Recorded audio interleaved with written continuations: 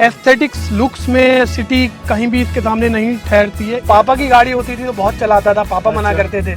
अब पता लगता है वो क्यों मना करते थे। तो अब तो सिर्फ सर एवरेज निकालना मेरा मेन मोटिव होता है। मुझे पॉइंट ए से पॉइंट बी पहुंचा दे एक अच्छे एवरेज के साथ। परफॉर्मेंस से भी ज्यादा मेरे लिए वही मैटर करता था, एवरेज। होंडा सिटी सबसे ज्यादा बदनाम है इस मामले में। आजकल फ्यूल प्राइसेस को देख के आई थिंक सभी को लाइट फुट हो जाना चाहिए कि एंड यूजर को अपनी रिक्वायरमेंट क्लियर होना बहुत जरूरी है, तो वो आपके घर आके धरने पे बैठ जाए। नमस्कार दोस्तों, एक बार फिर से आप लोगों का स्वागत है। आज एक बहुत ही इंटरेस्टिंग गाड़ी है हमारे पास जो आप लोग बहुत पसंद करते हैं और ऐसे कलर में है जो सबसे ज्यादा पसंद करते हैं, वो है हुंडई की वरना ब्लैक कलर में। और ये है इसका सीवीटी वर्जन और ये गाड़ी है दीपक जी की। दीपक जी बहुत बहुत स्वागत है चैनल के अंदर। धन्यवाद। और बात ये है कि सीवीटी में दरअसल देखा जाता है कि होंडा सिटी ज्यादा फेमस है। हाँ जी। और काफी अच्छी रिलायबल गाड़ी भी है। हाँ जी। है ना, उसके बावजूद भी वरना की तरफ आप गए, स्पेशली पेट्रोल में और सीवीटी में। वरना जानी जाती है अपने डीजल के लिए, डीजल की परफॉर्मेंस के लिए। तो रीजन जानने की कोशिश करेंगे सबसे पहले आपसे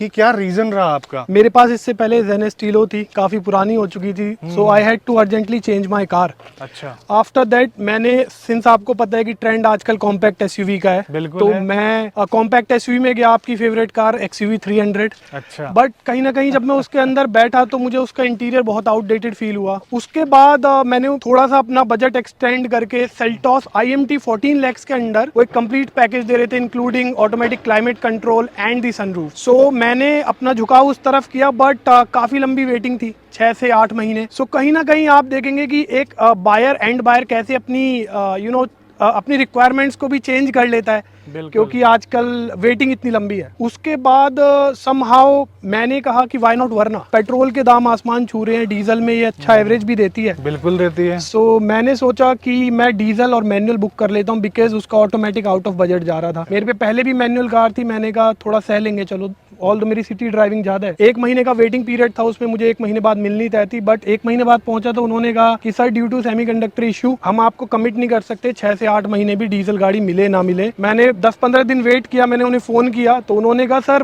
डीजल तो पता नहीं, पर एक IVT खड़ी है, जो कलर आपको चाहिए वो खड़ी है और पेट्रोल में है। मैंने कहा यार पेट्रोल में एवरेज एंड एवरीथिंग। उसने कहा सर सेम प्राइस में आपको जो मैनुअल डीजल मिल रही थी, आपको ऑटोमेटिक का मजा आएगा। और गाड़ी मुझे अर्जेंटली चाहिए भी थी। समहाउ जब मैंने चूज की, उसके बाद मुझे लगा कि मेरे लिए इससे परफेक्ट कार नहीं हो सकती। मतलब तुक्के में मिली गाड़ी, और तुक्के में मिली, और कहीं ना कहीं मेरे लिए वो हर पैरामीटर पे आज की तारीख में फिट बैठती है। अच्छा, कहने का मतलब है आपकी जो रिक्वायरमेंट थी आप सही तरीके से पहचान नहीं पाए थे, इसका मतलब। मैं रिक्वायरमेंट मेरी काफी हद तक क्लियर थी, बट अच्छा। मैं कहीं ना कहीं भेड़ चाल को भी फॉलो कर रहा था। सब 4 metre compact SUV, Seltos, Creta, but मेरा पूरी तरीके से सारे काम कर तो रहे यार एक बात बताओ, डीजल में वरना पे आप जा रहे थे, मुझे पता है आप क्यों जा रहे होंगे, आपको चाहिए थी परफॉर्मेंस और आपको चलाने में मजा आता, और वरना दिखने में भी लाजवाब है। ब्लैक कलर में तो क्या लग रही है आप देख रहे होंगे, लेकिन इन्होंने इसमें सिरेमिक करवा रखी है, इसकी प्रॉपर प्रोटेक्शन की जरूरत होती है।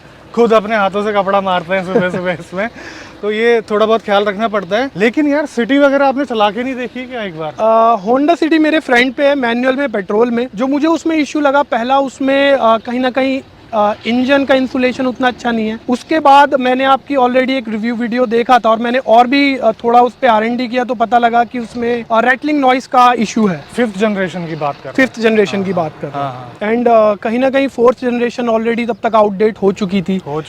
एस्थेटिक्स लुक्स में सिटी कहीं भी इसके सामने नहीं ठहरती है। एक स्पेस की बात आती है, बट सिंस मेरी फैमिली में मैं और मेरी वाइफ ही कार में बैठते हैं, तो मेरे लिए स्पेस उतना बड़ा कॉन्स्ट्रेंट नहीं था। आपका एडवाइजर आपसे बोल रहा था कि आपको ऑटोमेटिक के मजे आएंगे, क्या ये ऑटोमेटिक आपको मजे दे रहा है सीवीटी? मैं बताऊं, मैंने DCT नहीं चलाया है। अच्छा। मैं AMT में जरूर बैठा हूं मारुति के, एंड उसमें जितने जर्क होते हैं उससे पता लगता है कि ये सिर्फ मैनुअल में कहीं ना कहीं ऑटोमेटिक कर दिया है, बट प्रॉपर वो जर्क लेता है। इसे मैं ड्राइव करता हूँ, Hyundai calls it IVT, intelligent variable transmission, and उसमें उन्होंने थोड़े और आई गेस ट्विचेस किए हैं। इसकी जो परफॉर्मेंस है, मुझे अगर मैं नॉर्मल लाइट फुट से चला रहा हूँ तो मुझे गियर चेंजेस का बिल्कुल भी पता नहीं लगता, इट्स वेरी स्मूथ। सीधी सी बात है। और मुझे एक बात बताइए, पहले आप डीजल में जा रहे थे, फिर आपको पेट्रोल लेनी पड़ी जी। आपने लगभग 6 महीने में मोटे मोटे तौर पे 9,000 के आसपास चला 9,800 लगभग 9,800 10,000 चला दिए, तो कहीं ना कहीं फ्यूल के एक्सपेंसेस बढ़े हैं। फ्यूल के एक्सपेंसेस, मेरा ये था कि मैं डीजल लेने के पीछे रीजन की गाड़ी एक बार ले लूं, थोड़ी महंगी ले लूं, बट जब मैं जाम में खड़ा हूं ना तो मेरा दिल ना दुखे, कहीं ना कहीं वही मेरा एक रीजन था। परफॉर्मेंस से भी ज्यादा मेरे लिए वही मैटर करता था। एवरेज जिसकी आप बात करते हैं, एवरेज इसका काफी अच्छा है, जो मेरी एक्सपेक्टेशन थी, इवन एस्टीलो से ज्यादा एवरेज मुझे दे रही है। तो चलिए बाकी बातें जो है चलाते चलाते करते हैं गाड़ी के अंदर। तो गाड़ी अभी स्टार्ट है, गाड़ी के अंदर कोई भी साउंड नहीं है, आपको पता भी नहीं चलता कि इंजन स्टार्ट है। जैसे ही मैं एसी ऑन करता हूँ ना, कंप्रेसर की वजह से थोड़ी सी नॉइज बढ़ जाती है, वो लगभग सभी गाड़ियों में होता है। और इसको चलाकर देखते हैं। अच्छा मुझे एक बात बताइए, क्वालिटी वगैरह कैसी लगी आपको इसमें? Plastic quality, material quality? Plastic quality अगर हम देखें, इसके जो डोर्स वगैरह हैं, मैं अगर 4th जनरेशन होंडा सिटी में मैं काफी बैठा हूँ, कंपेयरिंग विद दैट काफी उससे बेटर क्वालिटी महसूस होती है। अगर आप फिट एंड फिनिश देखें तो उसमें भी आपको पता है Hyundai किया ग्रुप कोई कमी छोड़ते नहीं है। टच स्क्रीन वगैरह का साइज भी मुझे ऑप्टिमम लगता है बिल्कुल। इससे पहले आप बता रहे थे कि आपके पास लीनिया थी डीजल में जी, और उससे पहले स्टीलो, जी, है ना? स्टीलो हैचबैक, लीनिया आपकी सेडान। जी। तो सेडान का इंटरेस्ट जो है लीनिया ने जगाया आपके अंदर? सेडान का इंटरेस्ट, मैंने जब लीनिया चलाई थी तो वो डीजल में थी, सेकंड हैंड कार थी मेरी वो एक्चुअली, तो उसने मुझे परेशान तो काफी किया, बट मुझे चीज पता थी कि गाड़ी चिपक के बहुत चलती है, तो वो मुझे था। बाकी सेडान का जो मेरा एक मेन रीजन था वो थे वरना के aesthetics. It is I think under 20 lakh मुझे सबसे प्रीटीएस्ट कार लगती है। रही बात ग्राउंड क्लियरेंस की, कभी ऐसा हुआ है कि नीचे से लगी हो गाड़ी आपके साथ? अभी तक मैं इसे पहाड़ों में 2 बार लेके जा चुका हूँ। मैं मनाली लेके गया था इसे, जब मैंने कार ली थी उसके बाद। मनाली में आपको पता है इस टाइम रोड की हालत क्या है, बहुत बड़े बड़े गड्ढे हैं, पूरा कंस्ट्रक्शन वर्क चल रहा है, मेरी कार कहीं टच नहीं हुई। और मेरा होम टाउन भी एक स्मॉल प्लेस है जहाँ पे बड़े बड़े रोड ब्रेकर्स होते हैं, आज तक मेरी कार नीचे नहीं लगी है। एंड हैविंग सेड दैट कि 2 से 3 लोग बैठे हुए थे कार में। एक बार इसका रबर बैंड इफेक्ट चेक करते हैं।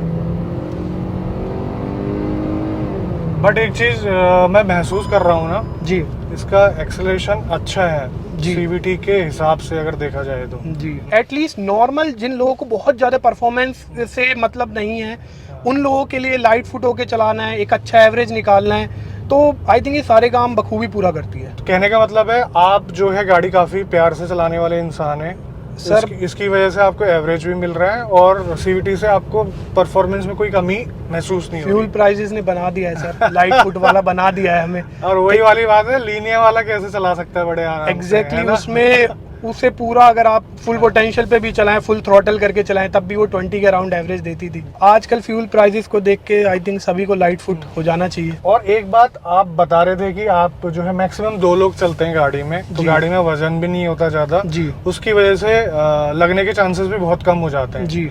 और दूसरी चीज, ये होंडा सिटी से कम लगती है नीचे। जी, होंडा सिटी सबसे ज्यादा बदनाम है इस मामले में, गाड़ी नीचे से लगने में। ये थोड़ी सी ऊंची है और ये लगती नहीं है, तो इसका मतलब नहीं है इसकी स्टेबिलिटी में थोड़ा बहुत कॉम्प्रोमाइज हो, अच्छी है इसकी।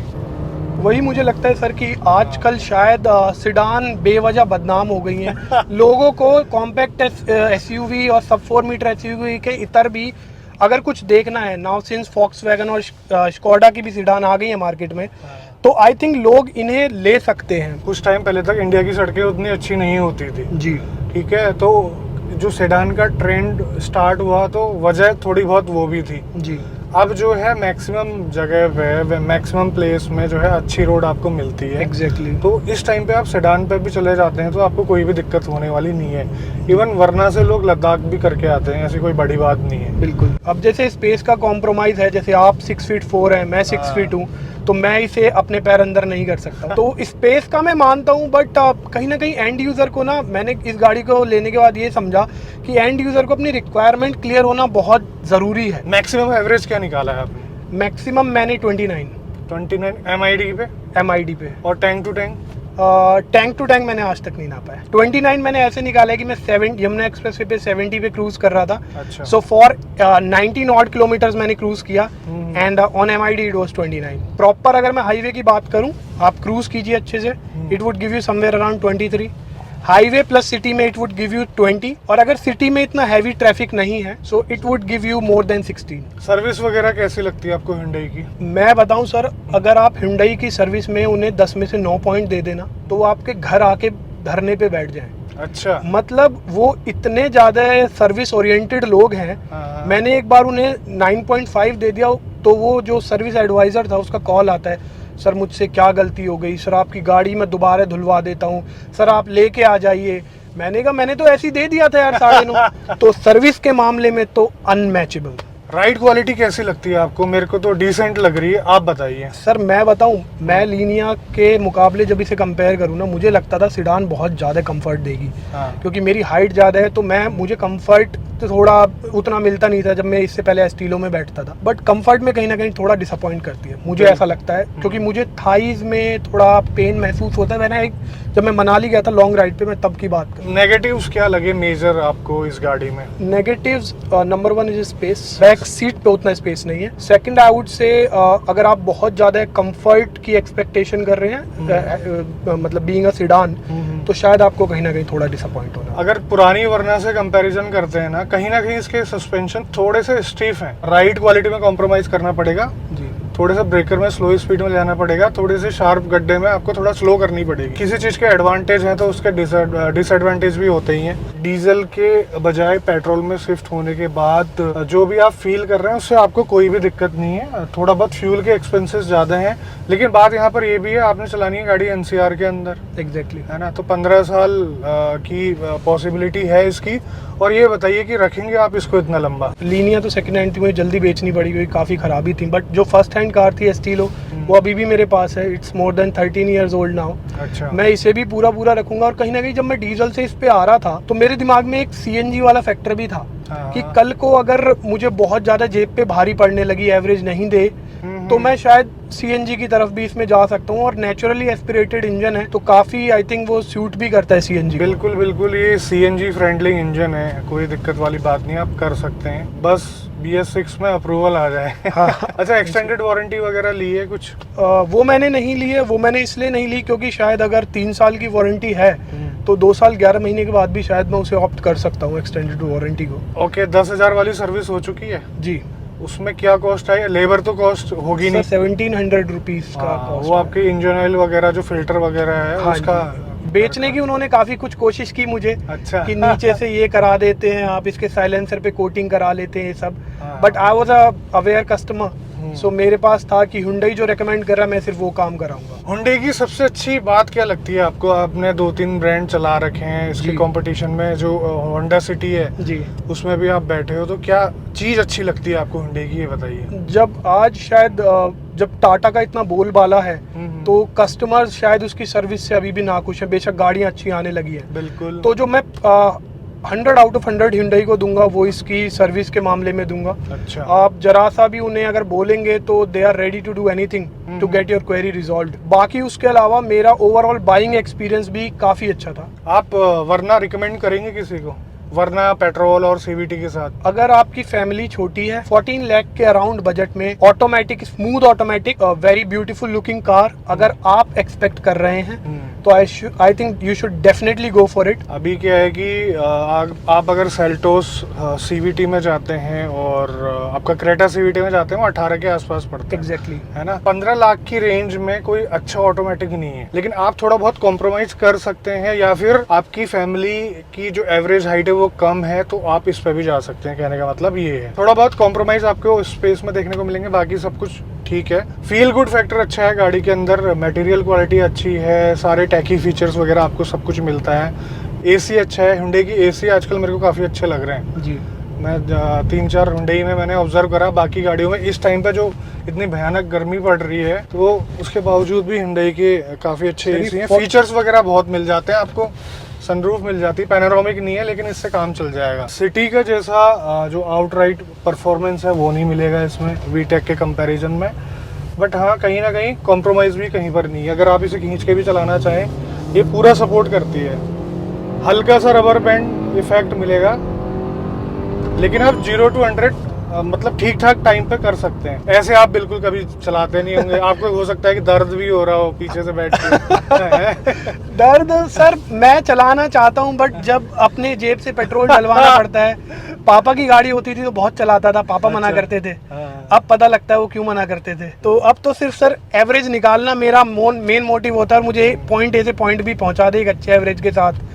तो बस मेरा वो काम बहुत अच्छे से पूरा करती है। पेट्रोल के प्राइस ने आदमी की इच्छाएं दबा दी हैं, अगर देखा जाए तो मोटे मोटे तौर पे। बिल्कुल, कहीं ना कहीं अब तो सीएनजी भी इतनी महंगी हो गई है कि अब तो सीएनजी के लगवाने से पहले भी सोचना पड़ेगा। तो दोस्तों ये है दीपक जी का ओनरशिप एक्सपीरियंस। अभी तक सारा कुछ बढ़िया जा रहा है, गाड़ी पसंद आ रही है, काफ़ी चला भी रहे हैं, और इतना चलाने के बाद जो इनपुट दिए हैं हो सकता है कि आपकी हेल्प हो उन इनपुट से। तो गाड़ी अच्छी खासी चल रही है, फील गुड फैक्टर है गाड़ी के अंदर, बाहर से दिखने में लाजवाब है, वरना एज यूजुअल सबको पसंद आती है, कोई इसके लुक को जो है चैलेंज नहीं कर सकता। माफिया लुक है इसकी, हाँ। है ना। देखो छोटे मोटे कॉम्प्रोमाइज हैं, अगर उनसे आपको फर्क पड़ता है तो फिर आपके लिए गाड़ी नहीं है, सीधी सी बात है।